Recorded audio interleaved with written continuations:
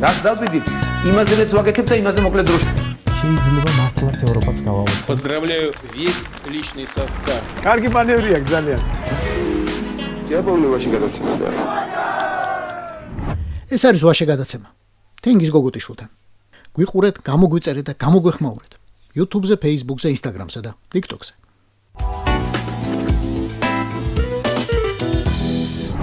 კობახიძე დღეიდან ჩემს თვალში არის სარვაზირი გურჩისტონ.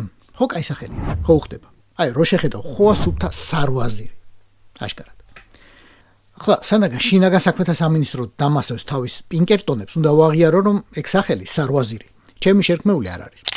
ჩვენი ახალშეძენილი ძმების, აი, სტრატეგიული მეგობრების, ტაჯიკების შერქმეულია. ამიერიდან მე მგონი აღარავინ დასვამს კითხვას, რა გვაკავშირებს ტაჯიკეთთან. გვაკავშირებს სარვაზირი ირაკლი, რომელიც რა თქმა უნდა იქაურ ბორიასაც შეხვდა, ანუ როგორც იქ უწოდებენ ტაჯიკეთის რესპუბლიკის პრეზიდენტს, ერის ლიდერს, პატივცემულ ემომალი რაჰმონს.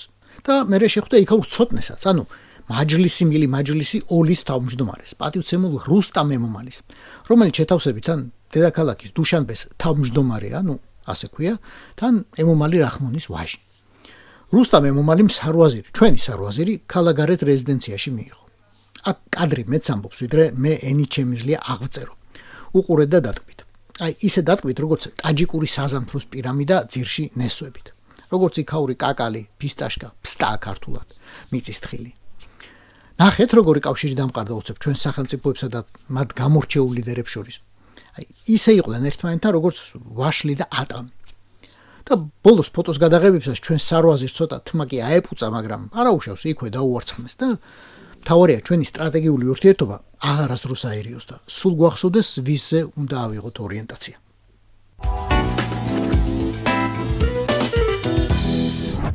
რა ცოტა სჭირდება რომ გაიყიდოს საიდან მოდის პროპაგანდა. ალბათ რთული წარმოსადგენია რომ აი სადღაც ევროპაში ან სხვაგან პრემიერები ტოვებენ თანამდებობებს იმ ვიღაც ერთი კაცის სატელეფონო ზარის გარეშე. ტოვებენ, როდესაც პარტია გადაწყვეტს რომ ახალი სისხლი სჭირდება. კი, ხდება ხოლმე ასე. ოღონდ ესენი ამას ვერ გაიგებენ. საქართველოს ყველაზე რეიტინგული ტელეკომპანია დაასანქცირა მსოფლიოში ყველაზე ურეიტინგო პრემიერ-მინისტრმა, რომელიც გუშინ ტირილით გადადგა საკუთარი თანამდებობიდან, ხო? ეს არის კარმა, რომელიც მიუბრუნდა ბატონ სტარმერს. ვისაც გაგება მაინც უნდა, იმათ ველაპარაკები უახლოესი 3 წუთი. ბრიტანეთში პრემიერი გადადგა. აბა პირველი რით დაგამახსოვრდებათ სტარმერის პრემიერობა. უკრაინებს ხარდაჭერითა და რუსული საფრთხის ღრმა გაგებით. მაგრამ ეს არ იყო მხოლოდ მისი პირადი პოზიცია. ეს იყო მისი მთავრობის და მისი პარტიის, მეტიც, მთელი ბრიტანეთის პარლამენტის პოზიცია. თავდაცვის მინისტრი კი რამდენიმე დღით ადრე იმიტომ გადადგა, რომ ამ კაცთან ვერ მიაღწია სამხედრო ხარჯების ადეკვატურ ზრდას. სტარმერს არ ეთმობოდა სოციალური პაკეტი და ჯანდაცვის ბიუჯეტის ზრდა, ამიტომ მისივე მინისტრების აზრით ნაკლებ თანხას უმატებდა არმიას, სამხედრო მრეწველობას, ზოგადად უსაფრთხოებას. ახლა მაინც და მაინც რიცხვები თუ გაინტერესებთ. არმიის შტაბის ხელმძღვანელობა მოითხოვა 28 მილიარდი გირვანქა სტერლინგის დამატება უახლოეს 4 წელიწადში. ეს არის დაახლოებით 37 მილიარდი დოლარი. სტარმერმა უთხრა მაგის ნახევარს მოგცემ და მოვრიგდეთო. ანუ, აი ის კაცი, ნადეჟდა და ოერტე რომ ომის დამქაშად ხატავდნენ ბოლო 2 წელი საკუთარმა პარტიამ პაციფისტად მიიჩნია და უთხრა წადიო. გაიგე ნადეჟდა. და ახლა თუ იცი რა იქნება? 9 ივლისს დანიშნულია ლეიბორისტული პარტიის ყრილობა, სადაც პრემიერობის კანდიდატი უნდა დაასახელონ აუცილებლად. დღეისათვის ყველაზე რეალური კანდიდატი ერთია, ენდი ბარნემი. ეს კაცი თავის დროზე მინისტრიც იყო, შემდეგ კი წავიდა და მანჩესტერის მერის არჩევნებში მიიღო მონაწილეობა მოიგო ბევრჯერ. ახლა დაბრუნება გადაწყვიტა და ისევ მოიგო არჩევნები პარლამენტში. მისი გეგმა უკვე ვიცით, სოციალური ხარჯების ხარჯზე გაიზარდოს თავდაცვის დაფინანსება, 6000-ით მეტი ჯარისკაცი და 14000-ით მეტი რეზერვისტი. ეს პირველ ეტაპზე. სხვა ამბებზე რას ფიქრობს, ეგეც გაინტერესებთ? ჩვენ გლობალური არასტაბილურობის ეპოქაში ვცხოვრობთ და ჩვენი მთავრობის უპირველესი ამოცანა სამეფოს დაცვაა. რუსეთის თავდასხმისთვის მომზადება ნიშნავს, რომ თავდაცვა ვერ იქნება მეორეხარისხოვანი. ამას ხარჯის დიდი წილი უნდა დაეთმოს. ნატო და კოლექტიური თავდაცვა ხელშეუხებელია. ბრიტანეთის უსაფრთხოება საფუძველშივეა დაკავშირებული ევროპელ მოკავშირეთა უსაფრთხოებასთან. თავდასხმა ერთზე ნიშნავს თავდასხმას ყველაზე და გაერთიანებული სამეფო სრულად შეასრულებს ვალდებულებებს აღმოსავლეთ ევროპაში ნებისმიერი დესტაბილიზაციის მცდელობისას. წლების განმავლობაში ევროკავშირში დაბრუნებას გადაგებდა ეს კაცი. ახლა პრემიერობის პერსპექტივა რომ სრულიად რეალური გახდა, ცოტა შეარბილა. მაინც რაც უნდა იყოს რეფერენდუმი გვაქვს ჩატარებული და მოდი ბრიტანულ დემოკრატიას უცეთ პატივიო. მაგრამ იქვე დაამატა რომ გააკეთებს ყველაფერს, რათა დაიბრუნოს დაკარგული პოზიციები ევროკავშირის ბაზარზე და უფრო გააღრმავოს ინტეგრაცია. გაცილებით მეტად თამამად საუბრობს ევროკავშირის თავდაცვის პოლიტიკასთან ასოცირებისა და რაღაც ერთიანი მუშაობის შესახებ. და ნადეჟდას ახლა მეცაც ვეტყვი. მილიტარიზაციის ამ გეგმებს მხარს უჭერს ბრიტანული ოპოზიციაც. პარლამენტის კონსერვატორების უმცირესობის ლიდერმა დიდი ხანია გამოაცხადა ჩვენი ხმების იმედი ჰქონდეს თუ მართლა აპირებს ამეებსო. ასე რომ ეჭვი მაქვს რომ კარმა ისევ რუსებსა და საქართველოში მათ ადგილობრივ პროპაგანდონებს მოუტრიალდება მალე.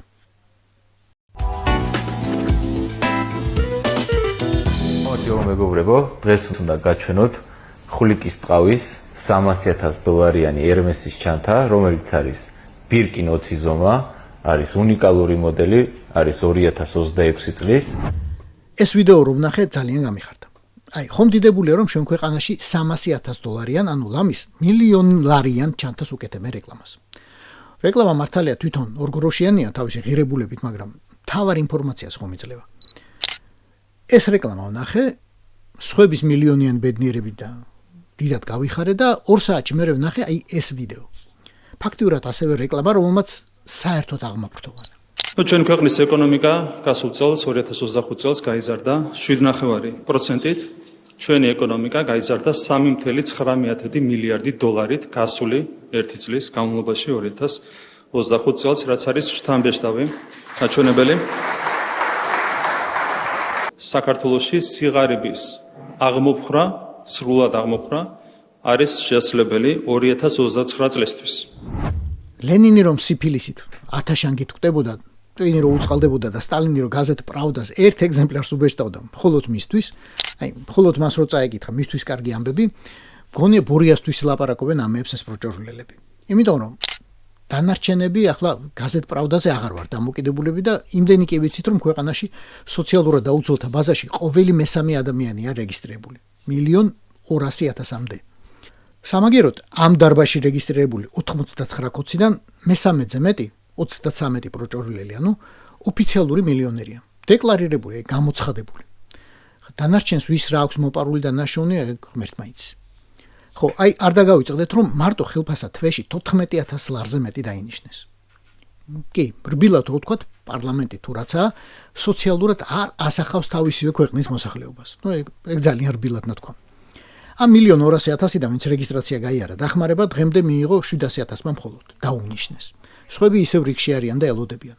და ამ 700,000-დან 380,000 ბავშვია. 380,000 ბავშვი, ვისაც აკლია კვება, ჩაცმა, წამალი, განათლება, სოციალური კავშირები რაღაცა, პერსპექტივა ზოგადად. ეს ამბავია, რომელიც ყველამ ვიცით, ყველანი ვხედავთ, იმიტომ რომ ჩვენს გარშემოა ეს ყველაფერი. ეს ადამიანები არიან რეალურები.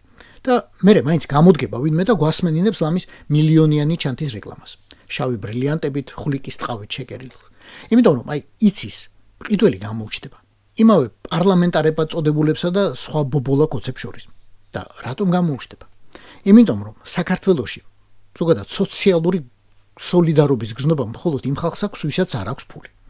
და ფული რომ აქვს, ის ამ გზნობას მილიონერთა კლუბის შესასვლელში კართან ტოვებს პირდაპირ. იმიტომ რომ ბორია ამ რუსულ საქართველოში ჩანთისთვის ხვლიკს კი არა, რწყილს გაატყავებს. საქართველოს რო ატყავებს, ახლა მაგას რა გალაპარაკი უნდა. და ეს იყო ვაშა გადაცემა. თენგიზ გოგოტიშვილის პოდკასტი. გვიყურეთ, გამოგვიწერეთ და გამოგვეხმაურეთ. YouTube-ზე, Facebook-ზე, Instagram-ზე და TikTok-ზე. რაც დავიდით, იმაზე მეც ვაკეთებ და იმაზე მოკლედ დროში. შეიძლება მართლაც ევროპაც გავაუწყოთ. Поздравляю весь личный состав. კარგი მანევრია ძალიან. Я помню, очень гадаться надо.